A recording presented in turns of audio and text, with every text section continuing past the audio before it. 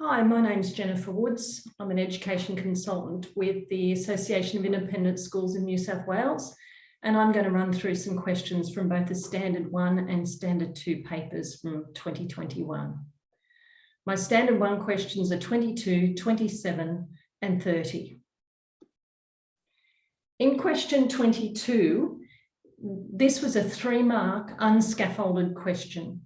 Students needed to learn how to identify the keywords and data in the question and need lots of experience with unfamiliar contexts. The positives in this question were that most students could perform a time conversion. The errors that they made were that many students were unable to link the two rates. We had 1 drop is 4 seconds, so 15 drops in a minute. As 15 drops make a mil, so the water drops at the rate of 1 mil per minute. We then go on to work out how much water is lost in 24 hours and convert to litres. So our candidates are encouraged to use the rates units to show what they've worked out.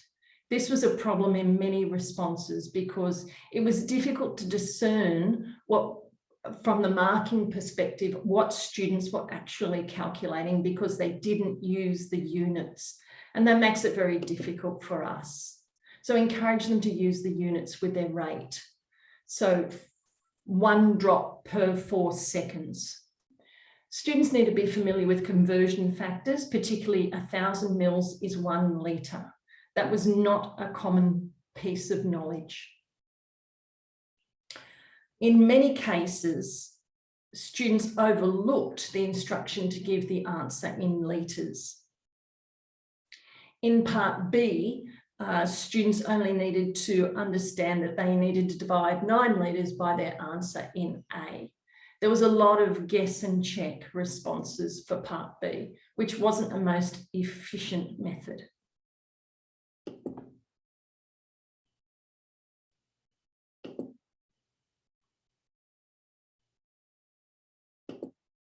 In question 27, there was lots of data to be distilled from this question. It's a finance question involving a home loan. I encourage you to do that routine with your students to help them be able to access questions. And what I mean by that is when they look at the question, get them to identify the topic that comes from. That will start unlocking their cognitive processes to access their schema. So as I say, this is a finance question. It's on a loan. Students had to find initially 0.5% of $678,833.09. The good things about this were that some students could find that correct interest amount, but the common errors were not knowing how the table works. In other words, the answer was the amount owing plus the interest minus repayment. Students often didn't know whether to add or subtract the repayment. So they ended up using random combinations of adding and subtracting the amounts in the table. So students are encouraged to learn the definitions of finance terminology. There was a clear lack of understanding across the board of what the terminology actually meant. And they need to understand the difference between loans and investments. That was a clear miss for a lot of students. And they need to have more experience solving these worded questions where they have to identify the keywords and data in the question. In the second part here, the students needed to say how the term of the loan changed with the change in interest rate. The positives here were that some students understood that the loan was paid back quicker because there was less interest to pay.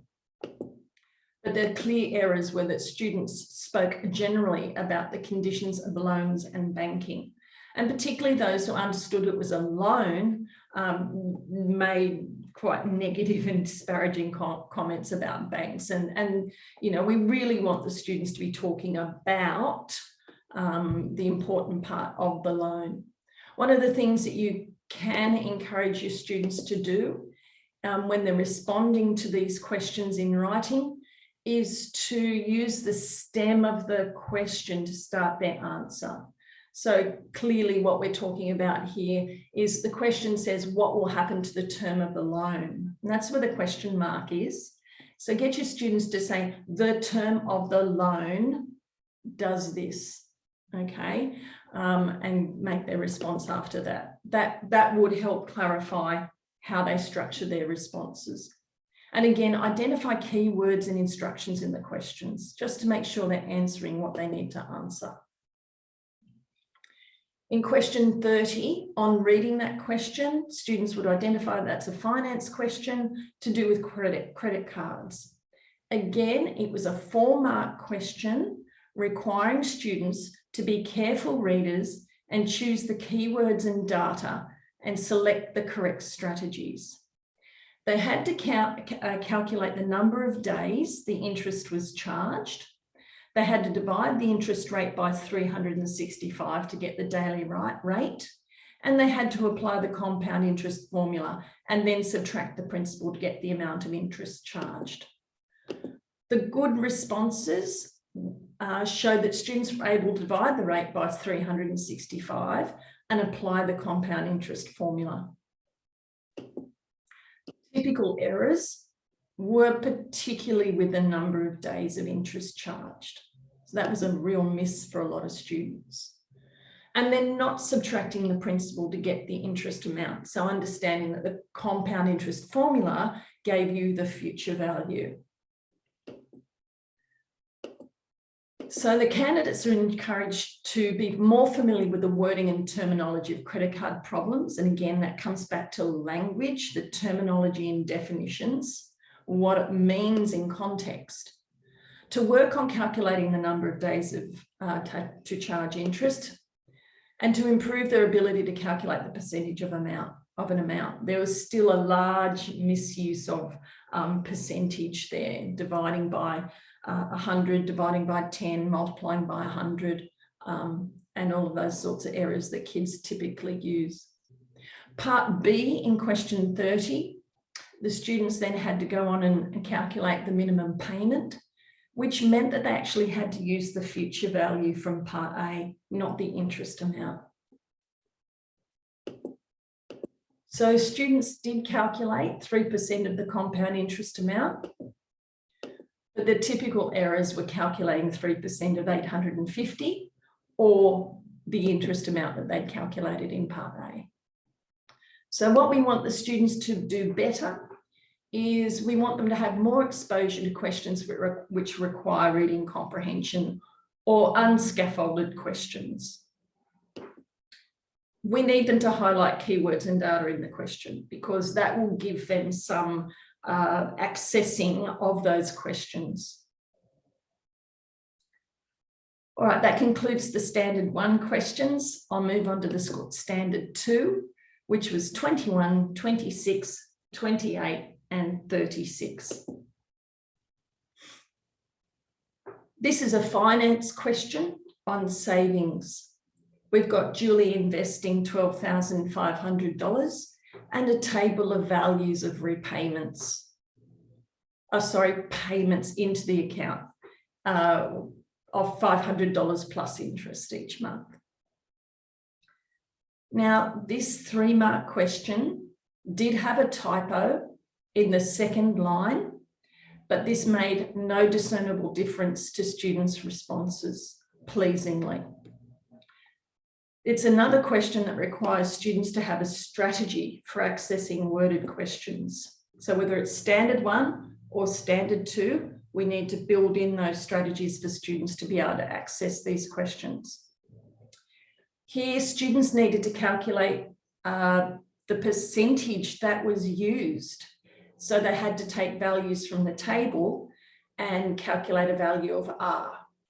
They then had to go on and use that interest rate to calculate the monthly interest for month 7. Added to that, they then had to find the amount in the account at the end of the month.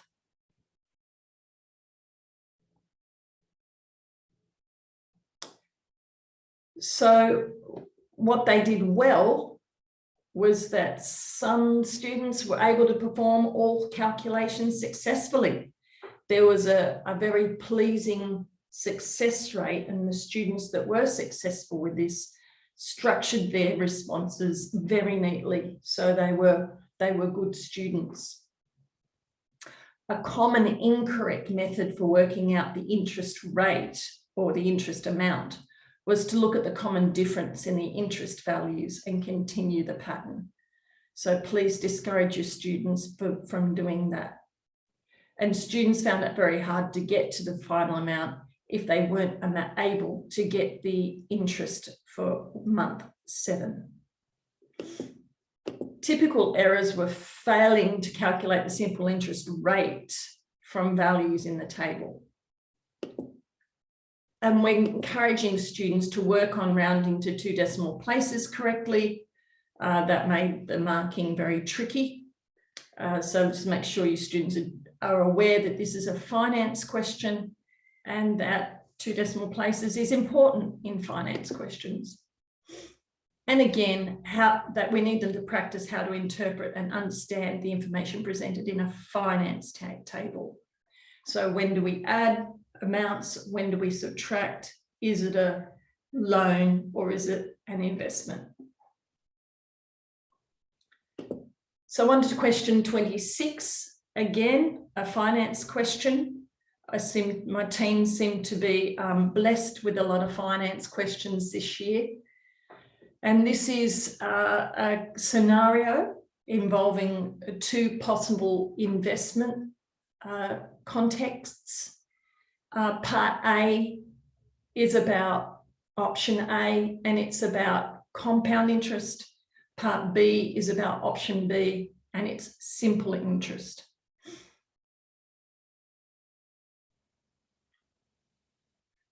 Students were able to apply compound interest formula with the correct values of N and R, although that was not as frequent as we would have liked.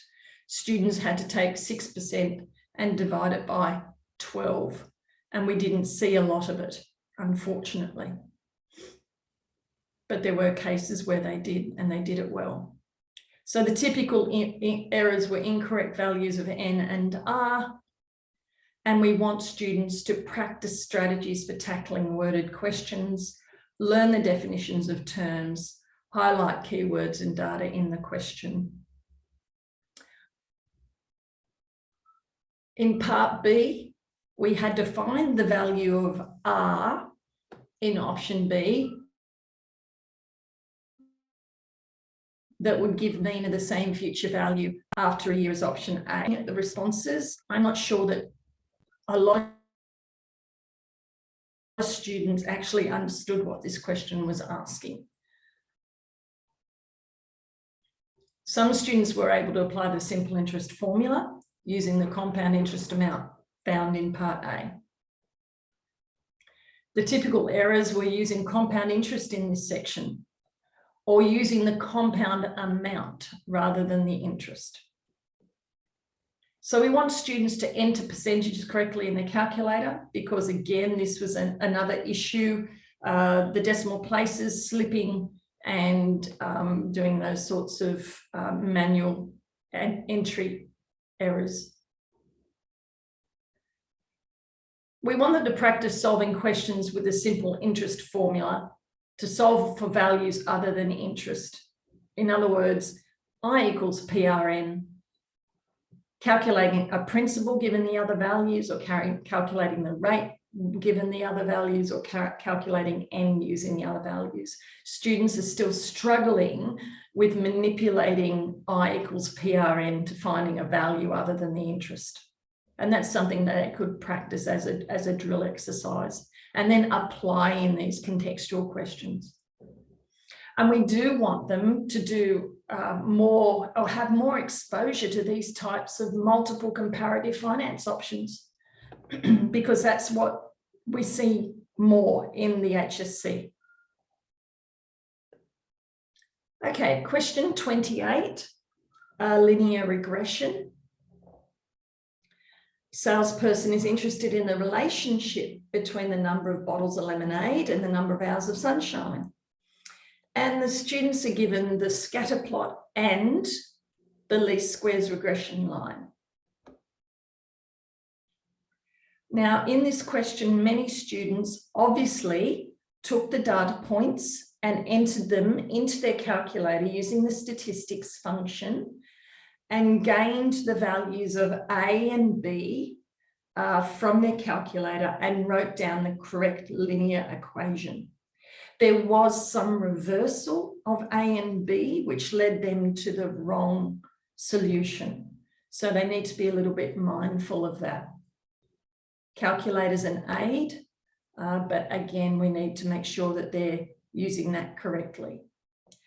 Now, because the regression line is already shown on the diagram, students who did the regression, the values of gradient and y-intercept by hand rather than the calculator, needed to use points that coincided with the line or to choose 2 points that lie on the line to calculate the values of the gradient and the y-intercept. So they couldn't use the points from the scatter plot. They needed to use points from the line drawn for them. The positives were that some students were able to correctly state the linear regression or the equation of the linear regression. The errors that were made were, as I said, switching the values of gradient and y-intercept, particularly where the calculator was used. Using the data points to calculate the gradient, that would have produced an incorrect result. And candidates are encouraged to work on calculating gradient from a given straight line. This is something that's tested every year, and students are still not really doing well with this. They need to practice how to write down the equation of a straight line. I think the linear regression for a lot of students didn't equate to a linear equation, so we need to be able to make that connection for students. And to understand that the equation of least squares regression is a straight line in the form y equals mx plus c, which is basically what I was saying. Part B, we've added a 6th point, 10 hours of sunshine, 45 bottles of lemonade sold. What would happen to the gradient found in part A? We saw some responses here, a large number actually, that referred to extrapolation. And that the gradient couldn't be calculated because you couldn't include that last point. And I think that was because extrapolation was a word used in last year's HSC or the year before's HSC. So just be mindful of that we want them to use subject-specific terminology, but we need to be clear about how that's implemented. So some students were able to say that the gradient increases, which is very good. Some students didn't refer to gradient at all, and they just made comments about sunshine or the line. And we wanted them to say something about gradient. And that's what I was saying with the comment about the sentence stem. The question asks, what would happen to the gradient? So the students need to be encouraged to respond, the gradient will. So use the stem from the question as part of their answer. So we want them to tackle questions where they need to comment on what happens when the data changes in a given context. Oh, on to the next question. All right, this is question 36, and it's a networks question. It's got a couple of components. I'll do A and B first, and then part C. We did notice though, and this was a pattern for the previous year's HSC also, was that the networks questions are on the whole either attacked really efficiently or it seems like students might have switched off a little. Their competence with them isn't as strong as perhaps the other areas of their work. The first two questions were about minimum time to complete the project and the critical path, and they're linked. Better students were able to correctly identify both the minimum time and the critical path. The errors that were typically made were adding all values on the diagram or just those on the upper part of the network. So students are encouraged to learn the terminology and definitions of networks so they know what they're talking about. That's the big issue. They need to know what these things are actually asking them. So in part C, a task X is added and it has an earlier starting time, an EST, and a later starting time, an LST, a completion time, and we're asked to find the float time. So clearly students that had learnt this work, learnt it well. And we could see that a large proportion of students don't seem to have engaged with this material. So the good things were that most students were able to locate the position of task X to the diagram. And the errors were obviously the wrong position of task X, or the incorrect float time, or the float time not attempted was quite common. So we want them to improve their understanding of earlier start time and later starting time and how to calculate float time. Thank you.